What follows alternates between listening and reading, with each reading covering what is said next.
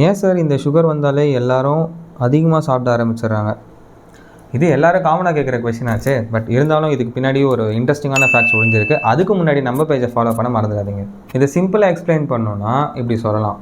உங்கள் பாடிக்கு எனர்ஜி தேவை. அந்த எனர்ஜி உங்கள் ரத்தத்தில் இருக்க சுகர் லெவல் மூலிமா வருது. அந்த சுகர் லெவல் உங்கள் செல்குள்ளே போகணுன்னா இன்சுலின் தேவை.